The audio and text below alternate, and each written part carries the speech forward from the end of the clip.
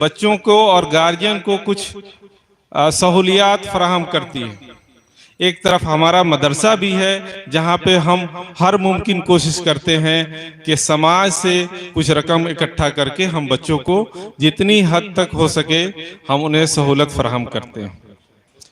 इसमें कोई दो राय नहीं है कि हमारा मदरसा उस समाज के सबसे निचले तबके को उनको तालीम देने का काम करता है। हमारा मदरसा उन बच्चों को इनवाइट करता है जिसका कोई समाज में नहीं है।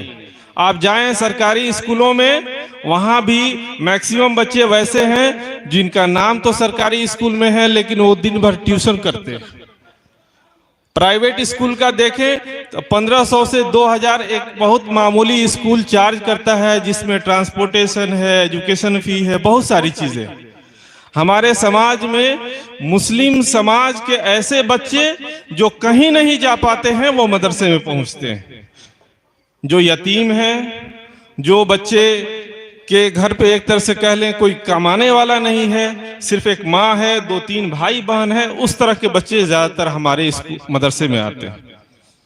आज के दौर में इन बच्चों का कहें तो एक मदरसे के अलावा कोई सहारा नहीं।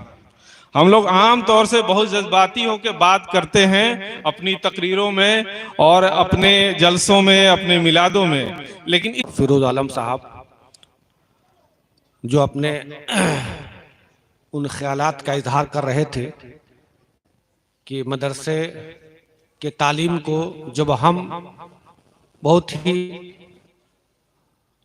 कमतर आंकते हैं, लेकिन अभी बीपीएससी का इम्तहान हुआ डॉक्टर साहब, उसमें अक्सर व बेशतर टीचर का जो बीपीएससी का इम्तहान हुआ, अक्सर व बेशतर मदरसे के पढ़ने वाले तलबा ने कामयाबी हासिल की। उर्दू जो लिया तो मदरसे से जो उर्दू लिया, जो मदरसे के पढ़े थे उन लोगों ने कामयाबी हासिल की।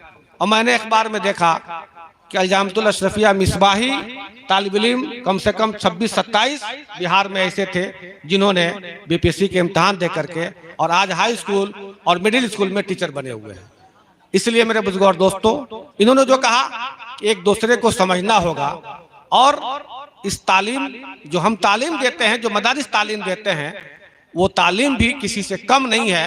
ये लड़के भी जा करके दुनिया के मैदान में अपना झंडा गाड़ते हैं।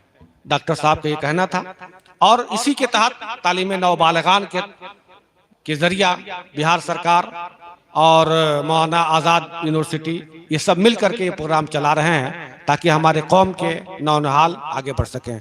अब बिला ताखिर मैं अपने अनाउंसर साहब से गुजारिश करूंगा आए और मुख्तसर तौर पर अरशद इकबाल की अनाउंसरी करके उन्हें बुलाएं, जो उनको डायरेक्शन दिया गया है उसी डायरेक्शन में वो काम करें।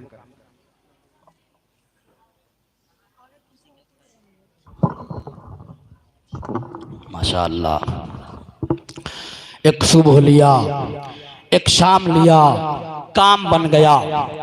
गौसुल वरा का नाम लिया, काम बन गया।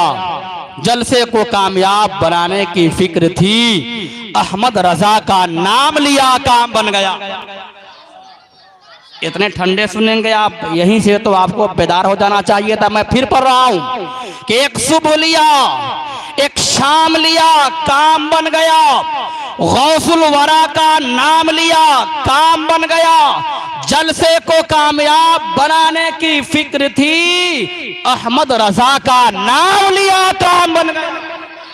अहमद रजा का नाम लिया, काम बन गया। मुझे दुआएं मिल रही है, मैं मुकम्मल चार्ज हूं और इस वक्त जरूरत है उन लोगों से, मैं गुजारिश करूंगा वाजिद बाबू से, जो आपके दाएं बाएं जो लोग खड़े हैं उनको आप आगे पहुंचाने की कोशिश कीजिए, आगे की कुर्सी को पुर करवाइए। मुकम्मल तौर पर हम कामयाब होते चले जा रहे हैं। हमें अपने असातिज़ा की खुसूसी दुआएं मिल रही है। अल्लामा अशरफ साहब क़िबला रहमानी की दुआएं मुझे बखूबी मिल रही। मैं एक शेर पढ़ूंगा अपने असातिज़ा के हवाले से। एक दफा मेरे असातिज़ा कहे सुभान अल्लाह। आफाक बाबू आप भी कहिए सुभान अल्लाह। सब लोग झूम कर एक दफा कहे सुभान अल्लाह।